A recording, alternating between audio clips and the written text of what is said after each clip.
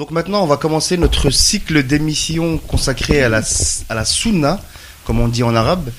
Et je vais d'abord demander à mes petits camarades de nous expliquer ce qu'est cette sunna du saint prophète sur la grâce et la paix et de sa sainte famille. Tout d'abord, bonjour à toutes et à tous. Et donc effectivement, le sujet de la sunna, c'est-à-dire la tradition du prophète et de sa sainte famille, c'est un sujet vraiment central et très important qu'il faut éclaircir, qu'il faut expliquer. Donc d'abord, pour définir les choses, effectivement, la sunna, c'est-à-dire la tradition du prophète et de sa famille, constitue la deuxième source des lois et des dispositions islamiques après le Saint-Coran. Donc c'est vraiment quelque chose de fondamental. Et il y a même un verset à la sourate 59 au verset 7 qui nous dit, où Dieu donc nous donne cette instruction en disant: prenez ce que le prophète vous donne et abstenez-vous de ce qu'il vous interdit. D'accord. Donc, alors est-ce que tu peux nous expliquer un peu ce que cela induit? Donc ça induit une chose très simple, c'est que la sunna va comprendre finalement tout ce qui va émaner du prophète en dehors du texte du Coran. Elle va embrasser donc tous les conseils et les préceptes moraux du prophète, d'une part, ses actions aussi, et les pratiques quotidiennes qu'il a fait.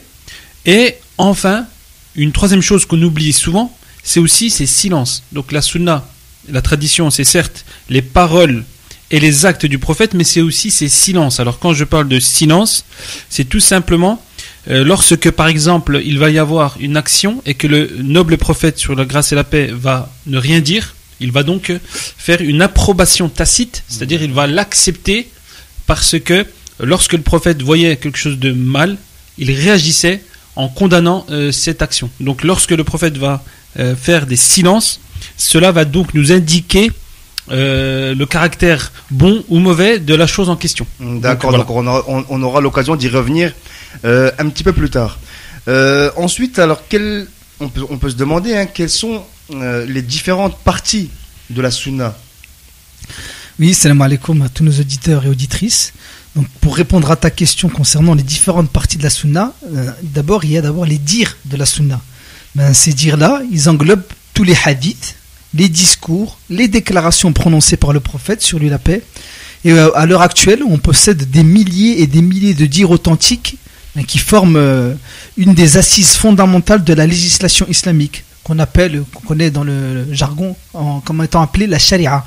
Donc cette charia-là, elle englobe vraiment tous les dires et les milliers de ressources qu'on détient à l'heure actuelle sur les propos que le prophète a pu dire.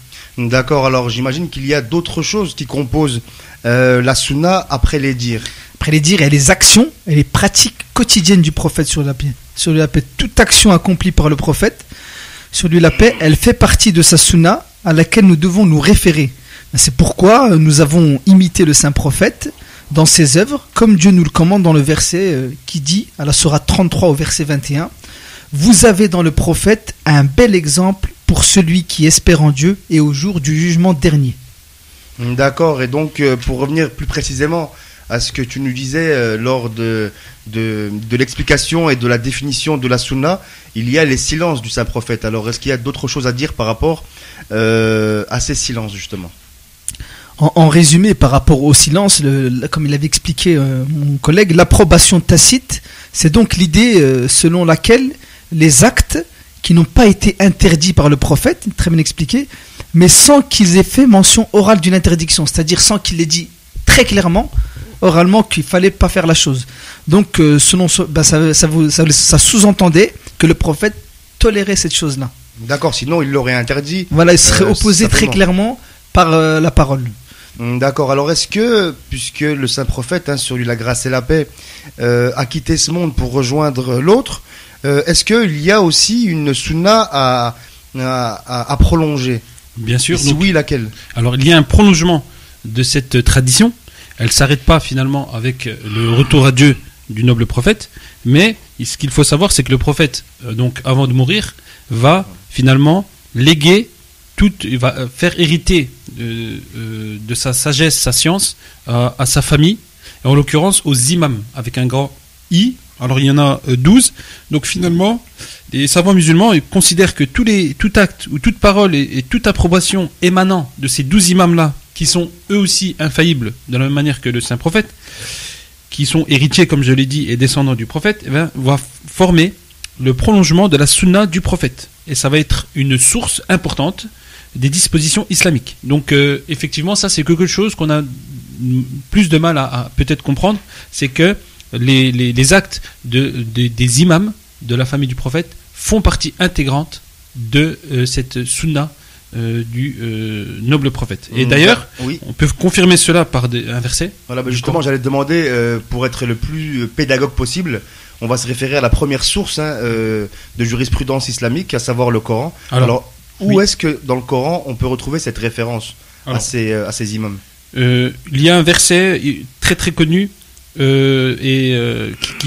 est dans la sourate 33, verset 33, qui dit: Dieu veut seulement écarter de vous la souillure, ô Ahl al-Bayt, c'est-à-dire la famille du prophète, et il veut vous purifier totalement. Donc dans ce verset, Dieu fait référence au Ahl al-Bayt, c'est-à-dire la famille du prophète, que constitue le noble prophète, l'imam Ali, la fille du prophète Fatima Zahra et aussi l'épouse de l'imam Ali, et leurs 2 enfants, Al-Hassan et Al-Hussein, sur eux tous la paix. Donc ces 5 personnes-là formant, selon toutes les interprétations du Coran, la famille du prophète. Et donc dans ce verset-là, Dieu nous explique que ces 5 personnes sont purifiées, donc sont infaillibles, sont purifiées totalement, et donc finalement tous leurs actes, leurs paroles vont constituer une source de la sunna à laquelle on doit se référer. D'accord. Alors est-ce qu'il existe des hadiths, donc des paroles du saint prophète qui nous montrent l'importance de ces imams? Bien sûr. Donc il y a le fameux hadith, la fameuse parole du prophète extrêmement répandue, unanimement reconnue, authentique par tous les rapporteurs de hadith, donc qui nous dit, avant de mourir, le prophète nous dit: ô gens, je vous laisse ce par quoi vous ne vous égarerez jamais tant que vous y accrocherez les 2 poids que sont le Coran et mes Ahl al-Bayt. C'est-à-dire que le prophète nous demande de nous attacher au Coran et à sa famille, ce qui constitue les 2 poids à laquelle on doit s'accrocher pour ne pas être égaré.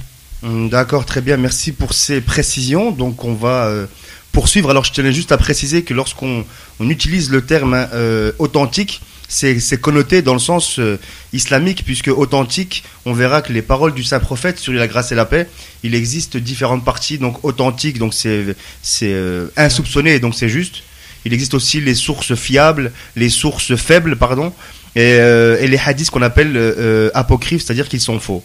Mais on aura l'occasion d'y revenir un peu plus tard. Donc pour poursuivre, on peut se demander comment peut-on s'assurer justement de l'authenticité de la sunna? Oui, pour répondre à ta question, simplement faire un bref rappel historique. Donc après le hadith qui va citer mon collègue, concernant qui fait vraiment l'unanimité au sein de la communauté, il y a d'autres sources qui sont apocryphes pour certains courants d'islam, parce que faut savoir qu'après la mort du prophète, les musulmans se sont divisés. Et oui, comme toute communauté, comme toute autre religion, il y a eu des divisions. Et dans l'islam, il y a eu des divisions. Et donc, beaucoup d'ennemis de l'islam ont inventé des hadiths et les ont attribués au prophète et au Ahlul Bayt, sur la paix. Et leur but, c'était justement de casser les principes de l'islam et de déformer son code de vie, et de déchirer l'unité de la communauté musulmane. Donc toujours cette notion de diviser la communauté pour mieux les commander. Et on verra, je pense, dans le détail un peu toutes ces divisions. D'accord, ok. Alors justement, oui, Hicham, tu voulais ajouter? Ce que je remarque, c'est que effectivement, lors de son dernier discours, le noble prophète avait mis en garde déjà en disant: après moi, on m'attribuera des fausses paroles. Et il nous a donc donné, le noble prophète, la manière pour nous en sortir, en nous disant: si les paroles en question vont dans le sens du Coran, prenez-les, mais si elles vont en l'encontre du Coran, rejetez-les. Donc c'est quelque chose qui était même prévu depuis même le noble prophète, et même pendant son époque, des personnes inventaient des paroles à son sujet. D'accord. Et juste pour rappeler les 6 sahih authentiques. Ah oui, mais justement, les sahih, donc c'est les recueils. Voilà, c'est les recueils, on appelle ça recueils dont qui font autorité, toute la communauté musulmane, tous les savants musulmans dignes de ce nom reconnaissent comme étant authentiques et loin de tout soupçon. Il y a le Sunan Ibn Majah d'Ibn Qaswini, Sunan al-Tirmidhi, Sunan Abu Daoud, Sunan Nasa'i, et puis Sahih al-Bukhari et Sahih Muslim. La plupart des musulmans connaissent les deux derniers, Sahih Bukhari, Sahih Muslim. Même s'ils connaissent pas forcément les hadiths, ils vont dire est-ce que c'est Sahih, et quand on leur dit c'est un Bukhari Muslim, tout de suite ils remettent pas en cause. Mais les quatre autres, ils sont très très peu connus. D'accord, ok, donc merci pour ce rappel. Et on invite nos auditeurs à aller les consulter. Alors justement, quel a été le travail des savants, puisqu'on sait que les savants musulmans ont eu un rôle très important. Alors quel a été leur travail face aux faux hadiths inventés donc par ceux qu'on peut qualifier d'ennemis de l'islam? Eh bien, effectivement, les juristes musulmans ont mis l'accent sur deux points essentiels dans leur recherche pour assurer la véracité d'un hadith. Alors le premier point, leur but leur travail c'était de s'assurer de l'honnêteté des transmetteurs du hadith. C'est-à-dire qu'ils vont effectuer une recherche très minutieuse pour établir la réalité historique de chaque personne qui interviennent dans la chaîne de transmission d'une parole qui a été donnée. D'accord, donc c'est de l'histoire. D'accord, donc imaginons par exemple qu'une personne est qualifiée d'hypocrite. L'honnêteté de cette personne, si elle est dans la chaîne de transmission, sera mauvaise, donc le hadith aura une baisse d'authenticité. Il y aura une baisse d'authenticité de ce hadith. Et donc il y a toute une science qu'on appelle le ilm al-rijal en arabe, c'est-à-dire la science des hommes, qui consiste à chaque personne à dresser son portrait moral et spirituel. C'est-à-dire, est-ce que cette personne-là est-ce qu'elle est reconnue comme étant menteuse, etc. etc. Donc ça, c'est un travail que le juriste musulman qui s'intéresse à cette science du hadith, de la parole du prophète, eh bien, va s'occuper. Et la deuxième chose, on va s'intéresser cette fois-ci au texte en lui-même du hadith, c'est-à-dire s'assurer de ce qu'on appelle le matn. Le matn, c'est la teneur du hadith, c'est-à-dire le contenu, et sa conformité avec le Coran. C'est-à-dire qu'on peut avoir une chaîne solide, mais avec une parole qui va totalement en l'encontre des paroles coraniques. Et donc, dans ce cadre-là, le juriste va dire non, cette parole-là, malgré sa chaîne de transmission solide, va être rejetée. Par le principe qu'on a cité juste avant, c'est que le prophète a mis en place ce principe qui dit si la parole va contre le Coran, on la rejette, et s'il va dans le sens du Coran, on la garde. Donc c'est une science qui est en vérité vraiment très précise, et les juristes de toutes les époques ont fait un énorme travail de fourmi pour qu'aujourd'hui on puisse avoir accès à un patrimoine extrêmement large de références dont on sait d'où elles viennent et leur authenticité, etc., etc. Parfait. Donc alors pour poursuivre, est-ce qu'on a justement des paroles du Saint-Prophète sur lui la grâce et la paix sur ce thème qui font référence à ce que vous venez de dire? Oui, le prophète Mohammed, sur lui la grâce et la paix, disait « Au-dessus de chaque vérité, il y a une autre vérité qui la confirme, et au-dessus de chaque vrai raisonnement, une lumière qui l'illustre. Alors prenez tout ce qui s'accorde avec le livre d'Allah et rejetez tout ce qui le contredit. » Donc ça rejoint ce que vous venez de dire. Ça complète exactement la parole concernant les hadiths qui ne vont pas en conformité avec le Coran. Et l'imam Ja'far as-Sadiq, sur lui la paix, disait dans le même sens: toute chose doit être reportée au livre d'Allah et à la vraie sunna. C'est pourquoi, avant de croire à un hadith, il faut s'assurer de sa véracité et de sa concordance avec le Coran. Donc encore une fois, une hadith qui confirme. Pour information, l'imam Ja'far Sadiq, c'est un des 12 imams de la famille du prophète. D'accord, très bien. Donc pendant ces émissions sur l'histoire de la sunna, on n'hésitera pas à vous citer pas mal de hadiths justement qui font référence à cette sunna.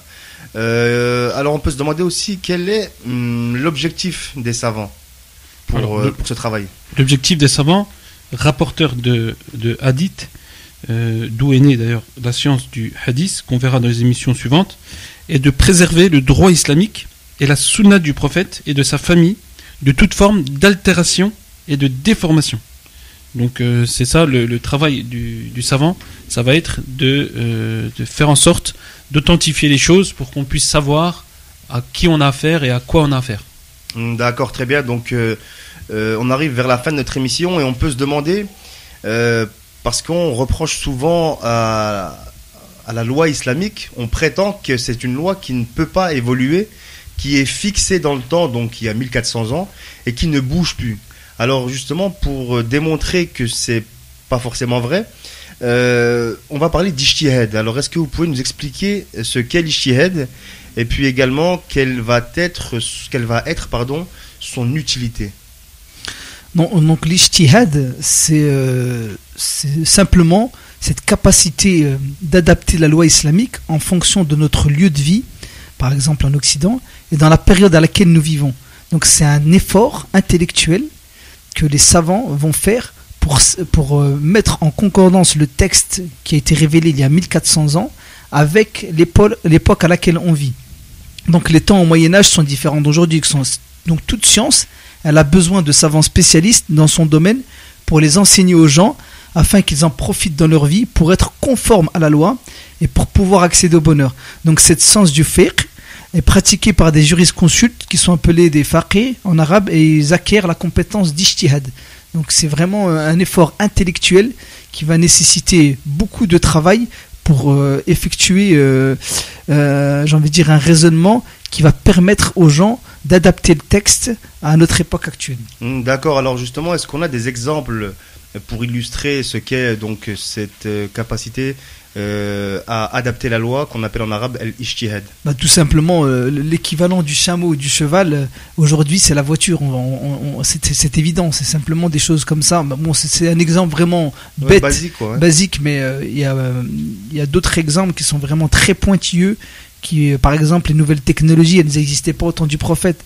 Donc les savants musulmans, ils vont regarder un texte il y a 1400 ans qui va être, j'ai envie de dire, pas dans la forme, mais dans le fond, qui va parler de la même chose. Donc ils vont pouvoir l'adapter à aujourd'hui. D'accord. Alors est-ce qu'il y a finalement, vous avez un petit peu répondu, mais on peut en dire deux mots. Est-ce qu'il y a une nécessité à cette ijtihad? Donc bien sûr, puisque dans la mesure où l'époque change et aussi en fonction du lieu. Donc en fait, ce qu'il faut retenir, c'est que la loi islamique va être adaptable premièrement en fonction de l'époque et deuxièmement en fonction du lieu. C'est-à-dire que quelqu'un qui habite dans le désert et un autre qui habite au pôle Nord, on est d'accord qu'il va y avoir des nécessités, des contraintes différentes. Donc la loi islamique est là pour capacité, et c'est ce qui fait sa grandeur, de s'adapter à chaque peuple et à chaque époque, en tout lieu. C'est vraiment quelque chose d'universel, puisque le Coran nous le dit, nous t'avons envoyé pour l'ensemble des mondes, pour l'ensemble des gens, kafatan linnas, ou en tant que miséricorde pour les mondes. Donc, de façon concrète et pratique, finalement, la loi religieuse va s'adapter et va répondre à tous les besoins, que ce soit matériels, spirituels, moraux, etc., de l'être humain. D'accord, très bien. Donc on arrive à la fin de notre émission. Si vous avez peut-être un mot de conclusion pour cette première émission consacrée à l'histoire de la Sunna, et je vous rappelle qu'on vous proposera 4 émissions au total, donc 3 autres à partir de la semaine prochaine sur ce thème. Donc peut-être un mot de conclusion avant de passer à la troisième partie de notre émission. Un petit mot de conclusion très bref, sachant que il aurait fallu toute une émission entière pour détailler ce point-là, qui peut paraître anodin, c'est que on entend souvent, de plus en plus, une parole qui soi-disant attribuée au noble prophète, qui nous dit « Je vous laisse le Coran et ma Sunna ». Alors, j'ai pas le temps de démontrer les choses en 2 minutes, mais ce qu'il faut retenir, c'est que cette parole-là, qui est largement répandue, elle est issue, la première fois qu'elle est apparue dans les bouquins, c'est 5 siècles après la mort du prophète. Donc dans les 6 livres que Mohammed a cités, il n'y a aucune référence à cette parole. Et quand on s'intéresse de près, on s'aperçoit qu'elle a été rapportée par 3 chaînes de transmission différentes. Et chaque chaîne de transmission est remplie de personnes menteuses, ou même qu'on déclare comme voleuses de hadiths. Et donc finalement, on s'est aperçu que cette parole est intervenue plus tard pour des raisons politiques, pour légitimer certains califats, en l'occurrence les Omeyyades. Donc voilà, donc je ne vais pas en dire plus. Ce que le prophète a laissé, c'est le Coran et sa famille. Et l'histoire de le Coran et la Sunna, je suis désolé, mais ça ne tient pas debout, tout en sachant que lorsqu'on demande à ces personnes qui rapportent ce hadith de montrer l'authenticité, ils nous répondent la chose suivante, c'est que c'est tellement important pour nous que ça suffit comme preuve d'authenticité. Or, scientifiquement parlant, ça ne correspond pas à quelque chose de rationnel. اللهم إني أسألك وأتوجه إليك بنبيك نبي الرحمة محمد صلى الله عليه